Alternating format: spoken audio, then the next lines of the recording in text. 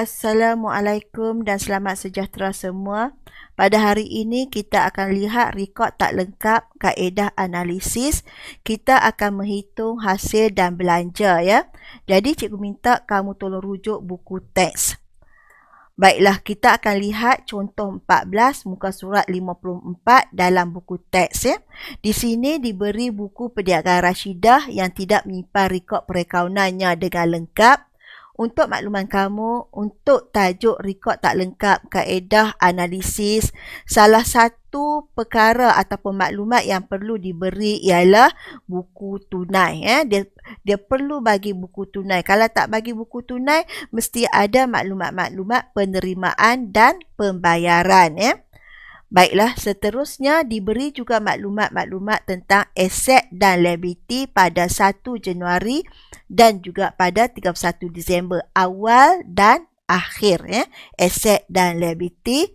Dan anda dikendaki ada kehendak soalan, cikgu nak buat yang B dulu, iaitu menghitung belanja dan hasil. Dalam menghitung belanja dan hasil, cikgu tak akan mengira jualan dan belian dulu sebab jualan dan belian dia melibatkan jualan dan belian secara kredit. Cikgu cuma nak lihat lain-lain hasil dan lain-lain belanja. Baiklah, kita lihat buku tunai, kita cari dulu yang mana hasil. Hasil akan berada di sebelah debit buku tunai, iaitu di sini kita cuma ada satu sahaja, iaitu sewa diterima. Cikgu bubuh warna purple. Tetapi di sini ada jualan juga merupakan hasil, tapi cikgu KIV dulu, cikgu akan cerita kemudian ya. Seterusnya, cuba kita lihat maklumat aset dan liability. Di sini kita ada perkataan sewa diterima belum terperoleh. Apabila ada perkataan belum terperoleh, ianya adalah liability semasa. Dan ianya perlu diambil kira untuk menghitung sewa diterima yang sebenarnya. Seterusnya, cikgu bubuh jugalah warna purple. Seterusnya, hasil yang lain adalah perkataan diskaun diterima. Apabila ada perkataan diterima, maka ianya adalah hasil. Habis hasil. Kita teruskan pula kepada belanja. Kedudukan belanja dalam buku tunai adalah sebelah kredit sebab pembayaran. Maka di sini kamu akan jumpa belian. Tapi cikgu tak bercadang untuk berbincang tentang belian. Lain-lain belanja adalah kadar bayaran. Cikgu bubuh warna kuning. Insurans, sewa, gaji. Ini adalah belanja. Seterusnya kita pergi pula kepada maklumat aset dan liability, iaitu di sini dibagi insurans prabayar, dan untuk makluman kamu, insurans prabayar adalah aset semasa. Dan ada perkataan insurans, dia berkait rapat dengan nilai insurans yang hendak kita hitung sebentar lagi. Seterusnya, gaji belum bayar adalah liability semasa. Liability semasa, cikgu bubuh juga warna kuning. Baiklah. Seterusnya, kita jumpa di sini belanja yang lain adalah diskaun diberi sebanyak 470. Kamu akan jumpa pula maklumat nombor 3, pulangan jualan dan pulangan belian. Ini adalah catatan kontra untuk jualan dan belian. Seterusnya, kamu akan jumpa di sini kenderaan disusut nilaikan. Kalau kamu lihat soalan, soalan tidak ada kenderaan, yang ada hanyalah perabot. Maka cikgu tukar kepada perabot disusut nilaikan 10%. Maka di sini bermaksud perabot ini ada susut nilai. Cikgu bubuh warna kuning je untuk menghitung belanja susut nilai. Boleh nak terima nak? Seterusnya, cikgu minta kamu tolong rujuk kepada 3 item ini iaitu prabayar, belum terperoleh dan juga belum bayar.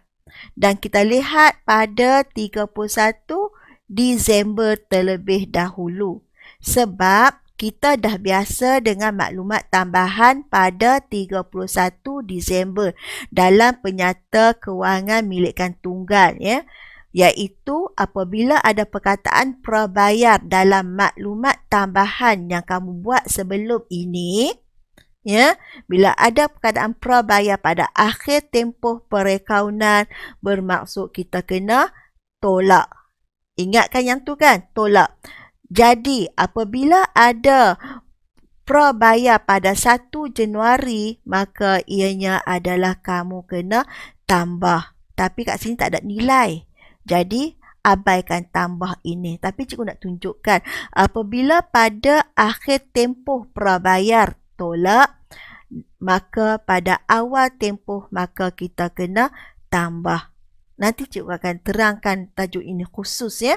Okey, liability semasa iaitu belum terperoleh. Bila ada perkataan belum terperoleh pada 31 Disember yang biasa kamu buat sebelum ini dalam penyata kedudukan kewangan, ya, milikkan tunggal, maka kamu kena buat apa? Belum terperoleh, kamu tolak pada akhir tempoh, maka pada awal tempoh kamu kena tambah. Ya? Baiklah. Kita teruskan lagi dengan belum bayar. Apabila ada perkataan belum bayar pada akhir tempoh perakaunan, dalam maklumat tambahan sebelum ini, kamu akan tambah. Dan secara automatik, apabila ada angka pada 1 Januari untuk belum bayar, maka kamu kena tolak. Boleh nak? Baiklah. Kita teruskan lagi bagaimana kita nak tunjuk menghitung hasil dan belanja. Cikgu akan buat dalam bentuk penyata. Senang kita nak tengok ataupun senang kita nak rujuk. Okey, yang pertama sekali kita ada hasil. Di sini hasil kita adalah sewa diterima dan cikgu minta item-item dalam buku tunai ini kita anggap dia sebagai asas, ya. Sebagai asas iaitu kita nak tolak ataupun kita nak tambah berdasarkan item-item dalam buku tunai. Okey, kita ambil asas kita sewa diterima 930. Kamu tulis kat sini 930 dalam kurungan sebab kita nak tunjuk jalan kira dan kita ada sewa diterima belum terperoleh kat sini. Nampak tak kamu tolak? Maka kamu sini kat sini pun kamu kena tolak 360 dan kamu akan dapat 570. Boleh nak? Kita teruskan lagi dengan hasil yang lain. Cuma ada satu lagi iaitu diskaun diterima. Tidak ada apa-apa maklumat tentang diskaun diterima. Cuma satu saja, 380. Kamu salin sahaja nak. Okey, kita teruskan dengan belanja. Ya, belanja.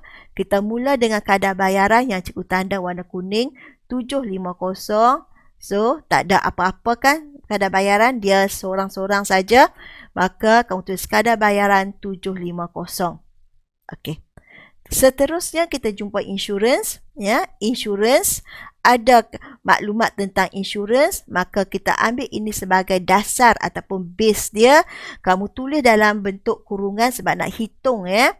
Insurans yang 1100, kemudian dekat sini ada perkataan prabayar, kita dah tulis tolak, maka kamu tolak 400 dan kamu akan dapat 700.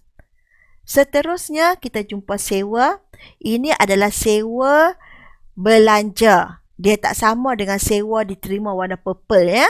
Ini adalah hasil, sewa ini adalah hasil. Ini sewa hak warna kuning, ini adalah belanja sebab berada di sebelah kredit buku tunai, maka kamu akan tulis sini sewa. Tidak ada apa-apa maklumat tambahan tentang sewa, maka kamu salin saja angka dia 4,000. Seterusnya, gaji. Ada gaji belum bayar di maklumat tambahan, maka kamu tulis kat sini gaji dan 17,000 ini sebagai base, ya. Kamu tulis 17,000. Nampak tak kat sini tambah 100, maka kamu tulis tambah 100. Nampak tak kat sini kita dah tulis, dah bincang dah tadi, tolak 500, maka tolak 500. Maka kamu akan dapat angka dia 17,500. Baiklah, kita teruskan lagi dengan belanja yang lain, iaitu kita ada diskaun diberi. Ada satu-satu saja diskaun diberi, maka kamu tulis diskaun diberi, maka tulis saja angka dia 470. Boleh nak? Kita teruskan lagi dengan susut nilai perabot. Susut nilai perabot, nampak tak pada awal tempoh dia ada 12,480. Kita tulis 12,480 sebab ini adalah baki pada 1 Januari. Dan nampak tak lagi perabot dekat sini? Nampak tak perabot kat sini? Ini bermaksud perabot dibeli. Ada tambahan perabot sebanyak 100, maka kita kena tambah 100 dan disusut nilaikan 10% setahun. Maka kita ambil sahaja selama setahun. Tidak perlu bahagi dengan bulan sebab tarikh dibeli tak disebut. Bila tak disebut, kita kena andaikan bahawa perabot ini dan perabot yang baru dibeli ini akan disusut nilaikan sebanyak 10% setahun. Tak ada tempoh. Tempoh dia maksudnya 1 tahun. Maka kamu akan dapat 1348. Baiklah, kita teruskan lagi. Bagaimana kita nak tahu prabayar itu tolak, prabayar awal tambah, belum bayar tambah. Jadi di sini kalau kamu masih ingat lagi, apabila maklumat akhir ataupun baki HB ataupun maklumat tambahan pada 31 hari bulan ataupun 30 hari bulan pada akhir tempoh, kita akan lihat pada akhir tempoh dulu. Jadi yang awal tempoh ni cikgu tutup dulu. Kita lihat yang ini dulu. Yang awal tempoh iaitu kalau prabayar yang kamu masih ingat hari itu, prabayar kita kena tolak. Belum bayar tambah. Ingat kan? Kalau belum terima, hasil belum terima tambah. Apabila ada perkataan belum terperoleh, kamu kena tolak. Ini adalah asas yang kamu buat dalam penyata kewangan milikkan tunggal yang ada maklumat-maklumat tambahan yang tentang prabayar, belum bayar, belum terima dan belum terperolehi pada akhir tempoh. Jadi apabila dia pergi kepada awal tempoh pada baki bibi, kita akan lihat macam mana baki bibi bila dia ada baki bibi pada awal tempoh. Kalau di sini akhir tempoh kita tolak, maka di sini kita kena tambah. Kalau di sini tambah, maka di sini kamu kena tolak. Kalau akhir kamu tambah, maka awal kamu kena tolak. Kalau akhir kamu tolak, maka awal kamu kena tambah. Jadi cikgu minta kamu tolong mahir tambah tolak ini untuk prabayar, belum bayar, belum terima dan belum terperoleh, kerana ianya cukup penting untuk tajuk rekod tak lengkap kaedah analisis. Seterusnya, cikgu akan tunjuk bagaimana kita nak menyediakan akaun-akaun belanja dan akaun-akaun hasil. Sebelum ini cikgu cuma ajar kamu cara menghitung belanja dan juga hasil. Jadi masih lihat contoh soalan muka surat 54, contoh 14, soalan yang sama. Di sini cikgu ambil petikan buku tunai di sebelah kredit sahaja sebab kita nak tengok belanja pembayaran. Seterusnya, maklumat tambahan tentang aset dan liability di mana pada 1 Januari ini adalah baki BB ataupun baki awal, manakala pada 31 Disember ini adalah baki HB ataupun baki akhir. Baiklah, kita tengok buku tunai kita ada kat sini adalah gaji. Gaji adalah pembayaran, maka ianya adalah belanja. Okey, kita teruskan lagi. Manakala dalam maklumat tambahan, gaji belum bayar adalah liability. Kamu ingat belum bayar adalah liability. Boleh Baiklah, kita teruskan lagi. Cikgu tanda warna kuning sebab dia berkaitan rapat dengan gaji. Kita teruskan lagi dengan bagaimana kita nak sedia akaun gaji. Macam mana kita nak sediakan akaun gaji? Kamu nampak tak gaji adalah liability. Baki BB dia akan berada di sebelah kredit. Liability memang sentiasa di sebelah kredit. Kamu bubuh kat sini gaji belum bayar. Angka dia adalah 500 dan tarikhnya adalah Januari 1 sebab baki pada 1 Januari. Baiklah, apabila ada Januari 1 ada baki BB dekat sini, maka ianya harus ada baki HB. Maka baki HB kamu terus buat. Ya, gaji belum bayar awal terus kepada gaji belum bayar akhir, ya. Terus kamu cuma selang 1 ataupun 2 baris, iaitu kamu bubuh 1000 dekat sini. Butiran kita adalah gaji belum bayar dan tarikh kita adalah Disember 31. Kita teruskan lagi dengan buku tunai, ada gaji dekat sini. Kamu nampak tak buku tunai di sebelah kredit? Maka dalam akaun gaji kita akan catat di sebelah debit, ya. 17,000 di sebelah debit. Butiran kita apa dia? Butiran kita adalah bank sebab kita petik daripada buku tunai, ya. Jadi di sini apa-apa item yang kita ambil daripada buku tunai, ya, maka butiran kita adalah bank ataupun tunai. Cikgu lebih suka dengan bank. Jadi tulislah bank, ya. Kamu nak tulis tunai pun boleh, ya. Baiklah, tarikh kita adalah Disember 31. Dah habis, ya. Kita ada 3 saja angka di sini yang berkaitan dengan gaji. 1, 2, 3. Dah masuk dah 1, 2, 3. So, kita imbanglah. Paling banyak sebelah 18,000. Imbang macam biasa. 18,000. Tolak 500. Kamu akan dapat 17,500. Dekat sinilah kamu kena pindahkan kepada akaun untung rugi. Ataupun kamu nak tulis untung rugi. Untung rugi saja pun boleh. Kamu nak tulis akaun untung rugi pun boleh. Nah, mana-mana pun boleh. Maka tarikh kita adalah Disember 31. Dan kamu jangan lupa apabila ada... Okey, dah habis dah, sorry. Minta maaf, ya. Baiklah, kita teruskan lagi dengan sewa diterima pula. Kita nak tengok bagaimanakah kita nak sediakan akaun sewa diterima, ya. Macam mana kita nak sewa?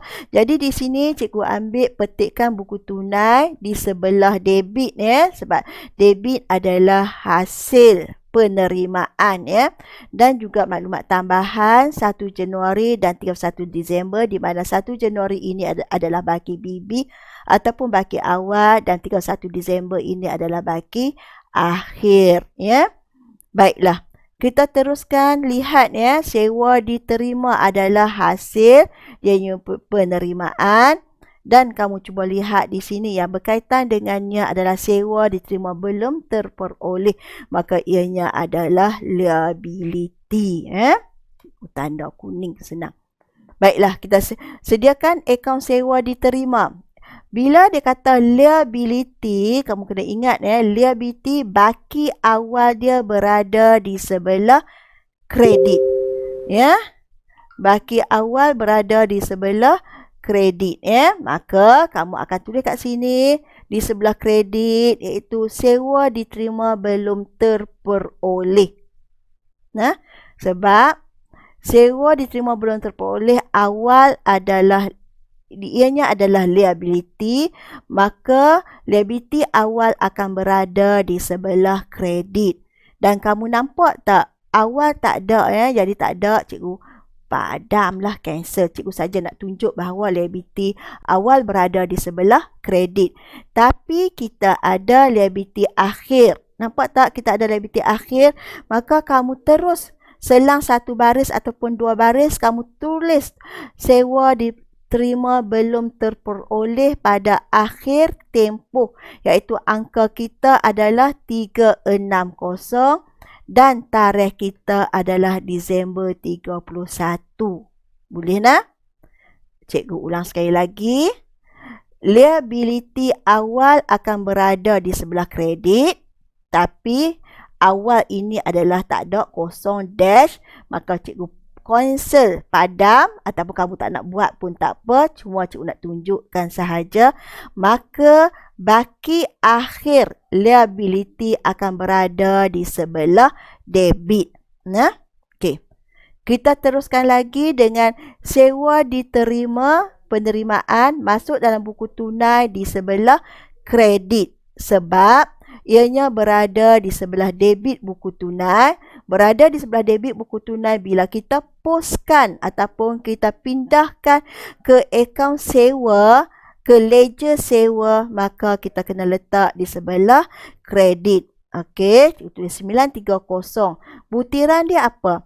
Cikgu dah terangkan dah dekat kamu tadi apa-apa maklumat yang diambil daripada buku tunai kamu kena letak bank. Nah?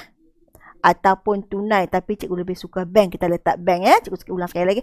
Apa-apa butiran yang diambil daripada buku tunai ya, daripada maklumat dalam buku tunai, maka butirannya adalah bank dan tarikh kita adalah Disember 31. Okey. Untuk sewa diterima ini kamu tengok tak, dia cuma ada 2 angka saja. Di sini 1, di sini 1. 2 dia cukup, 1 2, maka kita kena imbanglah nak. Paling banyak 930, 930, 930 tolak 360, kamu akan dapat 570 dan 570 ini adalah pindahkan ke akaun untung rugi, ataupun kamu nak tulis untung rugi saja pun tak apa. Tak ada masalah nak, akaun untung rugi ataupun untung rugi pun tak apa.